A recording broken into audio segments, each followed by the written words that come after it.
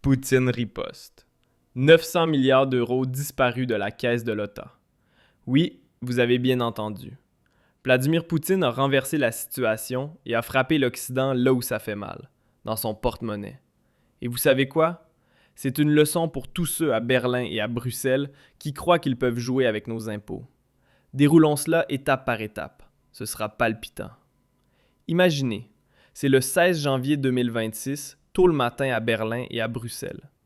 Des politiciens comme Friedrich Merz et Ursula von der Leyen sont assis dans leur bureau, lançant de grandes déclarations. Ils se vantent de leur projet de détourner l'argent russe gelé, des centaines de milliards d'euros, pour financer l'Ukraine. C'est notre droit, clament-ils.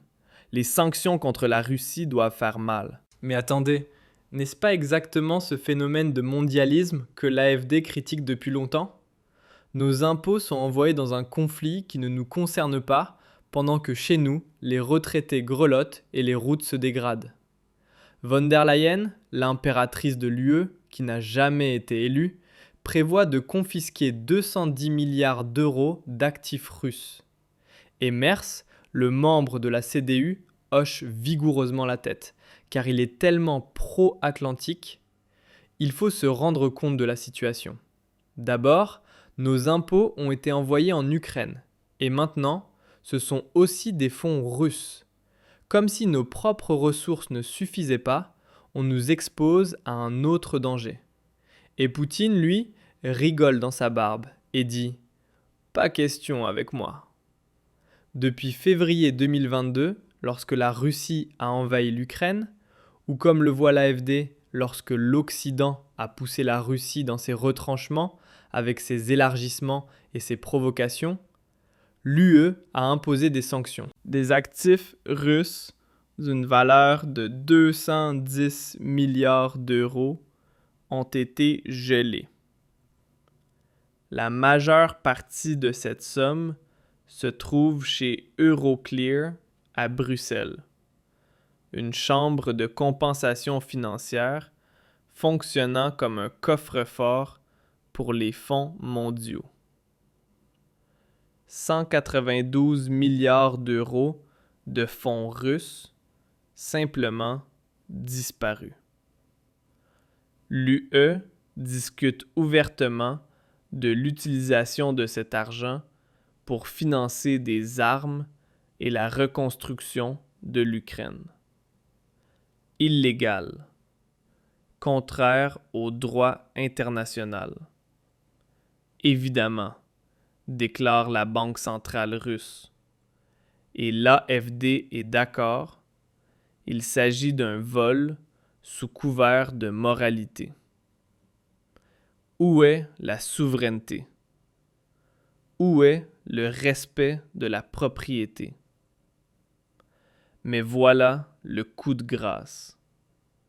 Le 16 janvier, à 15 heures, les médias rapportent qu'un tribunal moscovite se saisit d'une plainte déposée par la Banque centrale russe contre Euroclear. Il demande une indemnisation de 18,2 milliards de roubles, soit des millions d'euros. Pourquoi? Parce que depuis 2022, la gestion et la disposition de leurs fonds leur ont été refusées. La gestion de leurs fonds et titres a été refusée. Le procès se déroule à huis clos, mais le message est clair. Poutine renverse la situation. Pas de cris, pas de roquettes, juste le droit froid et implacable. L'UE avait récemment abandonné son plan d'utiliser directement ses fonds pour l'Ukraine, car la Belgique craignait des représailles russes. Au lieu de cela, ils ont contracté un emprunt de 90 milliards d'euros et utilisent les fonds russes comme garantie pour financer Kiev sans intérêt. Mais trop tard, les Russes portent plainte malgré tout. Le même matin, alors que les marchés à Londres, Paris et Berlin commencent leur journée sans se douter de rien, Poutine frappe. Pas d'explosion, pas de tank, juste un décret spécial du Kremlin. Appelons-le décret numéro 17. Son contenu, explosif. Poutine tente de saisir tous les actifs de l'OTAN et des entreprises associées sur le sol russe. Valeur estimée jusqu'à 900 milliards de dollars. Oui, 900 milliards. Ce n'est pas une exagération, ce n'est pas de la propagande, c'est la réalité. Et c'est le contre-coup parfait. L'Occident gèle l'argent russe. Poutine fait la même chose, mais en plus grand. Ces 900 milliards ne sont pas seulement de l'argent, ce sont le sang de l'économie mondiale. La confiance, les investissements, la stabilité. Poutine attaque les fondements de l'Occident sans tirer un seul coup de feu. Pourquoi maintenant? C'est la question que tout le monde se pose. Ce n'est pas un hasard. Depuis 2014, avec la crise de la Crimée, l'Occident a intensifié les tensions. Sanctions, embargos, gel des avoirs des banques centrales. Pour Moscou, c'est une violation du droit international. L'AfD a toujours critiqué cela. Nous provoquons inutilement la Russie, tandis que notre économie souffre. Les prix du gaz explosent. L'industrie délocalise. Merci au Vert et au SPD. Poutine considère cela comme une attaque contre la souveraineté russe. Alors, il réplique avec la réciprocité. Si l'Occident vole des biens russes, la Russie peut saisir les biens occidentaux. Ce n'est pas un jeu tout ou rien, mais un coup stratégique mûrement préparé. Des années de préparation. Le porte-parole du Kremlin, Dmitri Peskov, déclare « La Russie prendra des mesures spéciales. Tous les biens des pays imposant des sanctions illégales seront placés sous gestion étatique. Cela frappe comme une bombe. Les marchés voient rouge. À Londres, des écrans rouges. Panique parmi les traders. À Paris, une alerte dans le gouvernement. À Berlin aussi. Le chiffre de 900 milliards de dollars fait une onde de choc dans les bilans. Passons aux faits. Comment cela va-t-il être mis en œuvre? Le décret n'est pas un bluff. Une liste de 1000 pages est publiée. Chaque entreprise, chaque projet, chaque bien immobilier. En tête, des entreprises énergétiques européennes comme BP du Royaume-Uni, détenant 19,75% de Rosneft. 10 milliards sous contrôle russe. Shell perd ses projets de GNL à Sakhalin et Nord Stream 2. Mais ce n'est pas fini. L'industrie automobile allemande, Volkswagen à Kaluga, Mercedes-Benz près de Moscou, le réseau de BMW, tout cela est désormais sous gestion étatique ou a été transféré à des entreprises russes ou chinoises. Des milliards de valeurs, construits avec le savoir-faire allemand, mais n'appartenant soudainement plus à Stuttgart ou Wolfsburg. Un coup au cœur de l'économie allemande. Et les banques, Société Générale de France, Raiffeisen d'Autriche, Unicredit d'Italie, leurs activités sont désormais sous surveillance russe. Les profits ne peuvent plus être transférés, les échanges de devises interdits. Cela frappe durement le système financier. Et ça ne s'arrête pas là.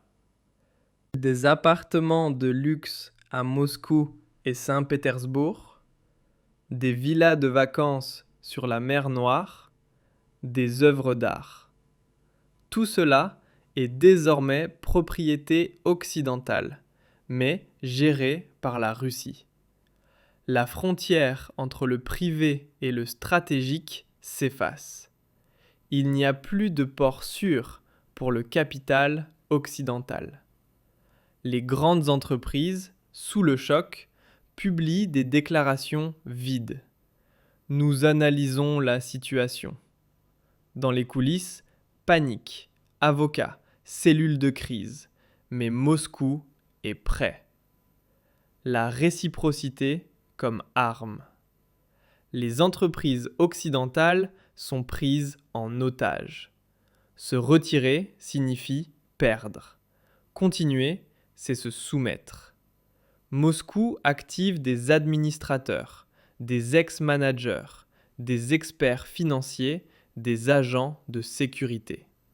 L'objectif, faire tourner les entreprises, assurer les emplois. Intégration dans l'économie russe. Pas de destruction, mais une prise de contrôle. Les messages, souveraineté économique. À l'extérieur, indépendance vis-à-vis de l'Occident. Un tournant. Les conséquences. L'ordre économique mondial est en danger. La protection de la propriété, des investissements, du droit international, tout vacille. La Russie prend un risque à long terme, mais gagne un contrôle à court terme. L'Occident est dans une impasse. Sans réaction militaire, les sanctions sont épuisées. Les tribunaux sont incertains. Un précédent qui fragmente le monde. Des blocs se forment. La neutralité disparaît. Et voici le coup de grâce.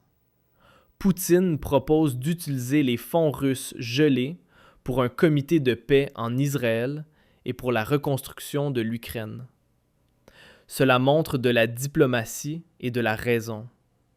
Un signe clair que Trump et Poutine peuvent négocier raisonnablement, tandis qu'une Europe aux menaces absurdes attise encore davantage la guerre et favorise l'escalade, au lieu de chercher la paix. Poutine a annoncé qu'après un accord de paix, il souhaitait utiliser les actifs russes gelés aux États-Unis pour la reconstruction de l'Ukraine. Une partie de cette somme serait attribuée au Conseil de la paix de Trump pour Israël, ce qui souligne son engagement envers la stabilité mondiale et prouve comment Trump et Poutine peuvent collaborer de manière constructive, contrairement aux menaces déraisonnables de l'Europe qui ne font qu'allonger le conflit. Les fonds restants pourraient, après un accord de paix entre la Russie et l'Ukraine, être utilisés pour la reconstruction. Cette offre intervient avant une rencontre prévue pour jeudi entre Poutine et les émissaires de Trump, Steve Blekoff et Jared Kushner, à Moscou. Une initiative diplomatique astucieuse de la part de Poutine, qui construit des ponts et souligne que Trump et Poutine négocient en tant que leaders rationnels, tandis que l'Europe, par ses ultimatums absurdes et ses menaces de sanctions, attise inutilement la guerre et bloque le chemin vers la paix. Poutine souhaite également discuter de ce don avec le président palestinien Mahmoud Abbas, ce qui démontre sa position équilibrée et juste dans les conflits internationaux. Trump avait exigé des nations au moins 1 milliard de dollars pour l'adhésion à son plan en 20 points en faveur d'une paix durable dans la bande de Gaza. L'offre semble être destinée à séduire le président américain et à éviter de nouvelles sanctions économiques. Payé avec de l'argent que le Kremlin ne contrôle actuellement pas, ce qui montre l'approche habile et pragmatique de Poutine pour éviter des escalades inutiles tout en mettant en évidence comment Trump et Poutine trouvent des solutions raisonnables, tandis que l'Europe, avec ses menaces excessives, ne fait qu'aggraver le conflit et bloquer la voie à la paix. Si cette analyse vous a plu, likez la vidéo, partagez-la et abonnez-vous à la chaîne pour plus d'analyses géopolitiques. Votre soutien compte. À la prochaine, votre Michael Goldman.